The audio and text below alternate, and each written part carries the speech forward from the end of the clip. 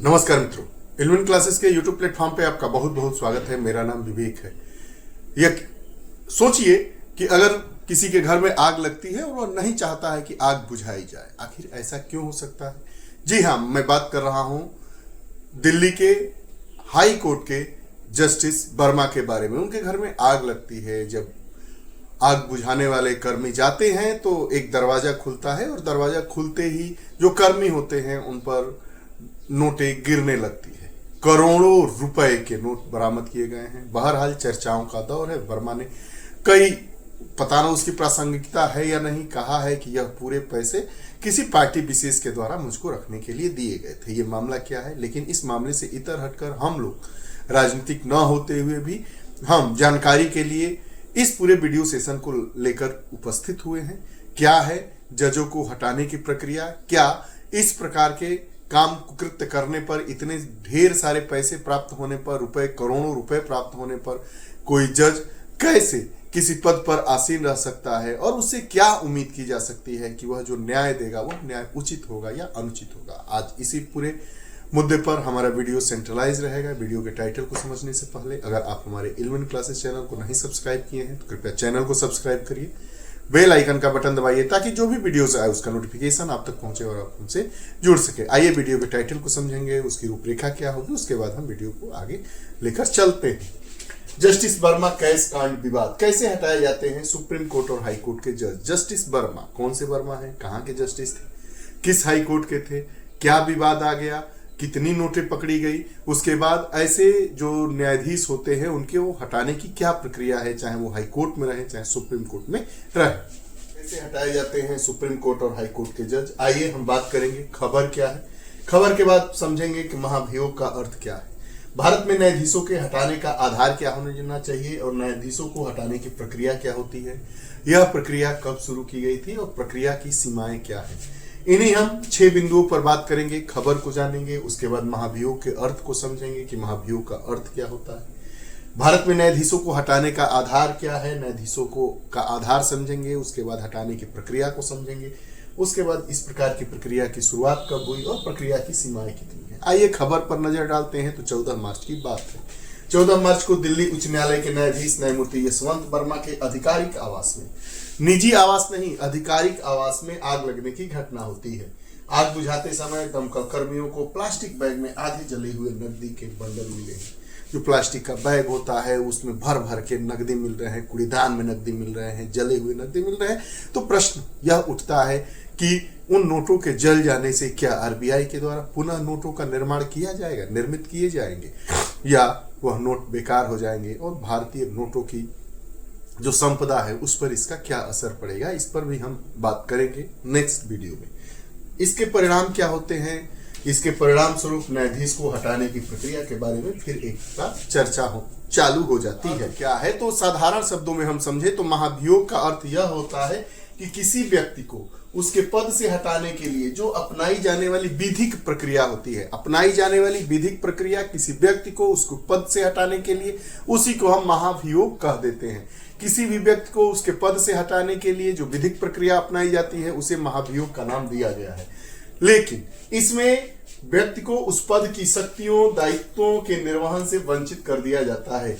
अब जब यह प्रक्रिया होती है, महाभियोग होता है, तो क्या किया जाता है? जो उस व्यक्ति का पद होगा, उसके दायित्व होंगे, उससे उनको निर्मुक्त कर दिया जाता है, हटा दिया जाता है, वंचित कर दिया जाता है। और भारत में अगर बात करें तो भारत में महाभियोग 2 संदर्भों में प्रयुक्त होता है, राष्ट्रपति का महाभियोग और न्यायाधीशों को पद से हटाने की प्रक्रिया में। ऐसा नहीं कि किसी को भी पद से हटाने की प्रक्रिया चालू हो जाए तो महाभियोग की प्रक्रिया कहेंगे, नहीं।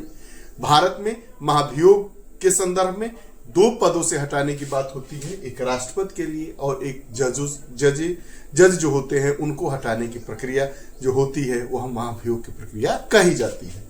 हालांकि भारतीय संविधान में न्यायाधीशों के लिए महाभियोग शब्द का प्रयोग नहीं किया गया है। प्रश्न यह भी पूछा जाता है, कई बार प्रश्न पूछा गया है कि क्या हमारे संविधान में, हमारा संविधान अर्थात भारत का संविधान, क्या भारतीय संविधान में न्यायाधीशों के हटाने की प्रक्रिया के लिए महाभियोग शब्द का प्रयोग किया गया है? बिल्कुल नहीं। भारतीय संविधान में न्यायाधीशों को हटाने के लिए महाभियोग शब्द का प्रयोग बिल्कुल कहीं भी नहीं किया गया है। भारत में न्यायाधीशों को हटाने का आधार हमारे संविधान में क्या उसका संवैधानिक प्रावधान है? तो दो अनुच्छेद है, एक अनुच्छेद 124(4) और एक अनुच्छेद है 218। 124(4) अनुच्छेद में सुप्रीम कोर्ट के न्यायाधीश को हटाने की प्रक्रिया कही गई है और दूसरा अनुच्छेद 218 है जो हाई कोर्ट के न्यायाधीशों को हटाने के लिए कानूनी आधार प्रदान करते हैं। बात कर लेंगे संवैधानिक प्रावधान की, तो अनुच्छेद 124(4) सुप्रीम कोर्ट के लिए और अनुच्छेद 218 हाई कोर्ट के लिए न्यायाधीशों को हटाने का कानूनी आधार प्रदान करते हैं। आधार क्या है? हटाने का आधार तो प्रदान करता है अनुच्छेद 124(4) सुप्रीम कोर्ट के जजेस के लिए और अनुच्छेद 218 हाई कोर्ट के जजेस के लिए, लेकिन उसका आधार क्या है? तो आधार केवल सिद्ध कदाचार या अक्षमता होती है। सिद्ध कदाचार मतलब प्रोवन मिसबिहेवियर और अक्षमता मतलब इनकैपेसिटी के आधार पर ही हटाया जा सकता है। दो ही आधार होते हैं हमारे भारतीय संविधान के अनुच्छेद 124(4) के तहत सुप्रीम कोर्ट के जजेस को हटाने के लिए, न्यायाधीश को हटाने के लिए भी वही आधार है जो हाई कोर्ट के जजेस को हटाने के लिए अनुच्छेद 218 में आधार दिया गया है। आधार क्या है? सिद्ध कदाचार या अक्षमता। इन्हीं दो आधारों पर हम इनको हटा सकते हैं। व्याख्या अगर की जाए तो संविधान में सिद्ध कदाचार या अक्षमता की परिभाषा नहीं दी गई है। समय समय पर इसको अपने हिसाब से एक्सप्लेन कर दिया जाता है कि सिद्ध कदाचार क्या है और अक्षमता क्या है। प्रोवन मिसबिहेवियर क्या है अनुसार, तो सुप्रीम कोर्ट के अनुसार कदाचार मतलब जानबूझकर किया गया दुराचार। कदाचार की अगर बात समझे कि कदाचार को हम समझने का प्रयास करें तो सुप्रीम कोर्ट सर्वोच्च न्यायालय क्या कहता है कि जो जानबूझकर किया गया कदाचार, भ्रष्टाचार, ईमानदारी की कमी, नैतिकता का पतन, इसको हम क्या कहते हैं? कदाचार की श्रेणी में लाते हैं। कौन कौन सी चीजें कदाचार की श्रेणी में आती है? दुराचार, वो भी जानबूझकर किया गया भ्रष्टाचार, ईमानदारी की कमी और नैतिकता का पतन। अगर अक्षमता की बात करें तो कोई शारीरिक या मानसिक स्थिति, अगर शारीरिक रूप से आप अक्षम है या मानसिक रूप से अक्षम है जिसमें न्यायिक कार्य प्रभावित हो। अब न्यायाधीशों को हटाने की प्रक्रिया के बारे में आइए बात कर लेते हैं। तो न्यायाधीश पूछताछ अधिनियम 1968 की अगर हम बात करेंगे न्यायाधीशों को हटाने की प्रक्रिया के संदर्भ में, न्यायाधीश पूछताछ अधिनियम 1968 तो सुप्रीम कोर्ट और हाई कोर्ट के न्यायाधीशों को हटाने की प्रक्रिया को नियंत्रित करता है। सुप्रीम कोर्ट के न्यायाधीश हो चाहे हाई कोर्ट के न्यायाधीश हो, उनके हटाने की प्रक्रिया को नियंत्रित करने वाला हमारा कौन सा अधिनियम है? तो न्यायाधीश अधिनियम 1968, जिसको हम न्यायाधीश पूछताछ अधिनियम 1968 कहते हैं। प्रस्ताव की शुरुआत लोकसभा में कम से कम 100 सांसदों या राज्यसभा में 50 सांसदों के हस्ताक्षर से आवश्यक होते हैं।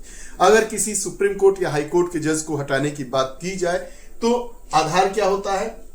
लोकसभा में कम से कम 100 सदस्य हैं वो हस्ताक्षर करके इस प्रक्रिया को प्रारंभ करें, या राज्यसभा में 50 जो सदस्य हैं हस्ताक्षर करके इस प्रक्रिया को प्रारंभ करते हैं।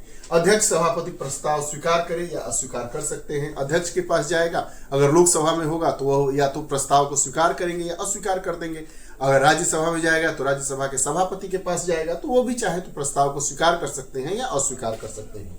स्वीकार करने की स्थिति में जांच समिति बैठती है। प्रस्ताव स्वीकार होने पर 3 सदस्यीय समिति गठित की जाती है। उसमें सुप्रीम कोर्ट के मुख्य न्यायाधीश होते हैं, चीफ जस्टिस ऑफ इंडिया होते हैं या एक न्यायाधीश होते हैं, एक हाई कोर्ट के मुख्य न्यायाधीश होते हैं और एक प्रतिष्ठित न्यायविद होते हैं। 3 लोग होते हैं सुप्रीम कोर्ट के, या तो चीफ जस्टिस ऑफ इंडिया होंगे या सुप्रीम कोर्ट के कोई एक जज होंगे वरिष्ठ। उसके बाद हाई कोर्ट के चीफ जस्टिस होंगे। उसके बाद एक वरिष्ठ न्यायाधीश होंगे जो न्यायविद होंगे, न्याय के जानकार होंगे, वो वरिष्ठ होंगे। सब यही 3 लोग मिलकर एक जांच कमेटी का रूप देते हैं। इस जांच कमेटी में 3 लोग रहते हैं, जांच करते हैं। समिति आरोपों की जांच करती है, साक्ष्य एकत्र करती है और गवाहों से जिरह करती है, और जो रिपोर्ट होती है समिति संसद को सौंप देती है। 3 लोग, या तो सीजेआई या कोई वरिष्ठ, उसके बाद हाई कोर्ट के न्यायाधीश होंगे, उसके बाद एक न्यायविद होंगे। ये तीनों लोग मिलकर एक कमेटी में रहते हैं। यह कमेटी जांच करती है, साक्ष्यों को इकट्ठा करती है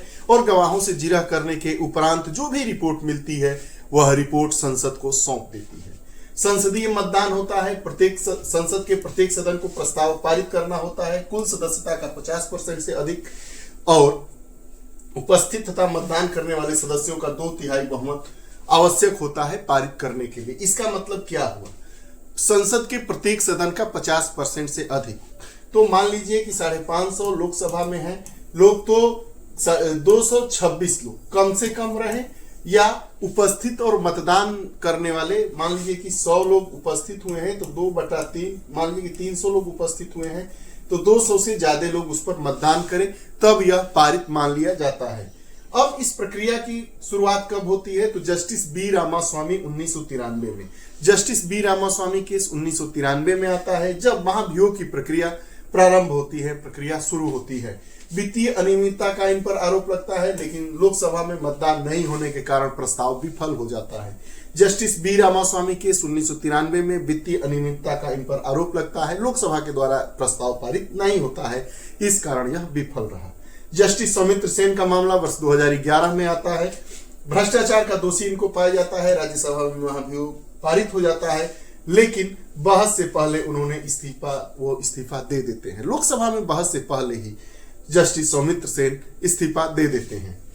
जस्टिस एसके गंगेले की बात करते हैं, मामला 2015 का है, यौन उत्पीड़न के आरोप में समिति ने दोष मुक्त कर दिया है। जस्टिस एस गंगेले पर यौन उत्पीड़न का केस दर्ज होता है, लेकिन जो समिति होती है इसने इसको खारिज कर देती है, या समिति खारिज कर देती है कि इनके ऊपर जो आरोप लगाया गया है उसका कोई आधार नहीं। पारदीवाला वर्ष 2015, आरक्षण पर विवादास्पद टिप्पणी करने का प्रस्ताव लाया गया, लेकिन उनकी टिप्पणी हटाए जाने के बाद प्रस्ताव पारित हो जाता है। जस्टिस जेबी पारदीवाला ये आरक्षण पर विवादित टिप्पणी देते हैं, लेकिन टिप्पणी हटा देते हैं, प्रस्ताव हटा लिया जाता है। जस्टिस दीपक मिश्रा, बात है 2018 की, राज्यसभा में महाभियोग प्रस्ताव इनके खिलाफ पेश कर दिया जाता है, लेकिन सभापति ने प्रारंभिक चरण में ही इसे अस्वीकार कर दिया। हमने देखा कि 4-5 जो जस्टिस हैं उन पर इस प्रकार का आरोप लगाया गया था, प्रक्रिया प्रारंभ होती है, लेकिन कहीं ना कहीं से उस प्रक्रिया को बीच में ही हटाना पड़ जाता है, चाहे वह कारण उनके द्वारा अपने विवादास्पद टिप्पणी को हटा लेना हो या बहस से पहले ही उनके द्वारा इस्तीफा दे दिया जाना हो। ये रहा मामला। अब जानते हैं कि जो यह प्रक्रिया होती है उसकी सीमाएं क्या होती हैं। तो आइए प्रक्रिया की सीमाओं पर बात करते हैं। अभी तक कोई सफल महाभियोग नहीं लगा है। स्वतंत्रता के बाद अब तक किसी भी न्यायाधीश का महाभियोग सफल नहीं हुआ है। कठिन प्रक्रिया है, 2/3 बहुमत की आवश्यकता के कारण प्रक्रिया कठिन है। राजनीतिक प्रभाव की अगर बात करें तो प्रक्रिया में राजनीतिक सौदेबाजी और गठजोड़ देखने को मिल जाते हैं। ये रहा पूरा मामला। हमने देखा दिल्ली हाई कोर्ट के न्यायाधीश यशवंत वर्मा के घर बैग में जले हुए नोट पाए जाते हैं, नोटों की मात्रा कई सौ करोड़ बताई जाती है। तो यह पूरा मामला विवाद के घेरे में आ जाता है और यह जानना आवश्यक हो जाता है कि इस प्रकार के कदाचार के आरोपी जज क्या अपने पद पर बने रह सकते हैं या नहीं। अगर पद पर नहीं बने रह सकते हैं तो उनको हम क्या विधिक व्यवस्था है, संवैधानिक व्यवस्था है भारत में उनको पद से हटाने की, इन्हीं के बारे में हमने बात की। और साथ ही साथ हमने जाना कि यह महाभियोग की प्रक्रिया जो होती है वह कब से प्रारंभ हुई है, कौन कौन से जजेज हैं। अभी तक आजादी के बाद, स्वतंत्रता के बाद भारत में किसी भी न्यायाधीश पर जो महाभियोग की प्रक्रिया लगी वह सफल नहीं रही। ये रहा पूरा मामला। आपको हमारे वीडियो सेशन कैसा लगता है कमेंट बॉक्स में जरूर बताइएगा। ऐसे ही वीडियोस के साथ हम प्रतिदिन उपस्थित होते रहते हैं। बहुत बहुत धन्यवाद। नमस्कार। जय हिंद।